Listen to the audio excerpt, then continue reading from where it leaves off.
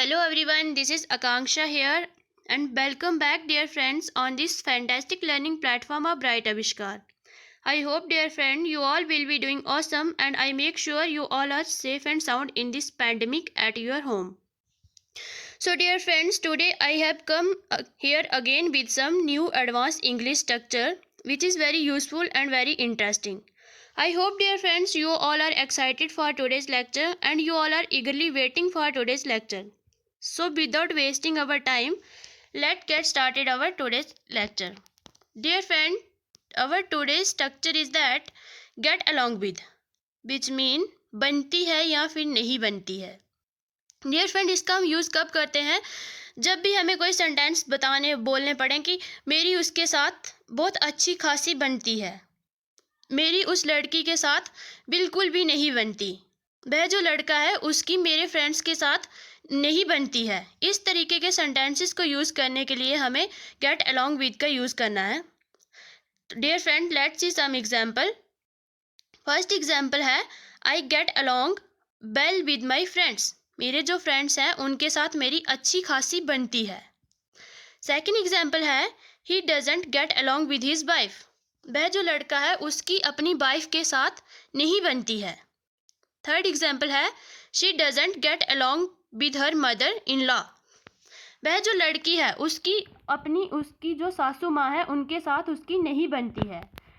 इस तरीके के सेंटेंसेस जब हमें सेंस मिले तो हमें गेट अलॉन्ग विद का यूज़ करना है. तो डियर फ्रेंड, आप भी करिए इस स्ट्रक्चर का यूज़ और बनाइए कुछ example.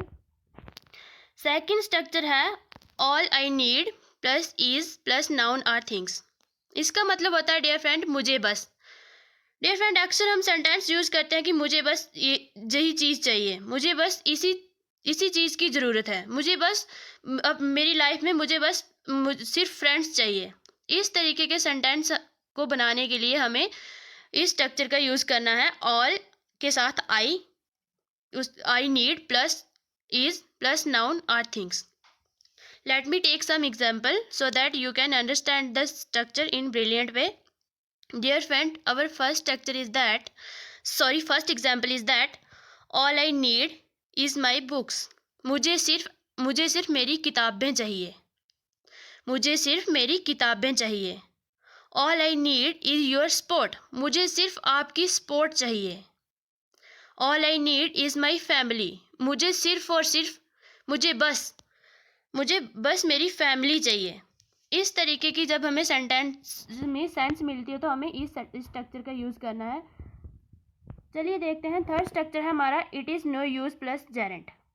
It is no use plus gerund का मतलब होता है कोई फ़ायदा नहीं है. और dear friend, this is the last structure in this video.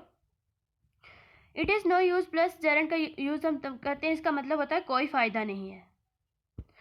अक्सर डियर फ्रेंड हम सेंटेंस यूज़ करते हैं कि ऐसे मत बैठो, क्या तुम्हारे ऐसे बैठने का कोई फ़ायदा नहीं है, तुम्हारे यहाँ रुकने का कोई फ़ायदा नहीं है, तुम्हारे ये काम करने का कोई फ़ायदा नहीं है. जब भी हम ऐसे सेंटेंसेस का यूज़ करते हैं तो उनको इंग्लिश में बनाने के लिए हम it is no use plus gerund structure का यूज़ करते हैं. Let's see some example. First example is that it is no use sitting idle. तुम्हारा मतलब कि बेकार बैठने का कोई फ़ायदा नहीं है. सेकेंड एग्जाम्पल है it is no use staying there. वहाँ पे रुकने का कोई फ़ायदा नहीं है. It is no use casting pearls before swine. Dear friend, casting pearls before swine का मतलब होता है कि भैंस के आगे बीन बजाना. तो इसका मतलब हुआ कि भैंस के आगे बीन बजाने का कोई फ़ायदा नहीं है. Thanks for watching this video. Do comment on video, like this video and share with other and subscribe the channel. Thank you very much.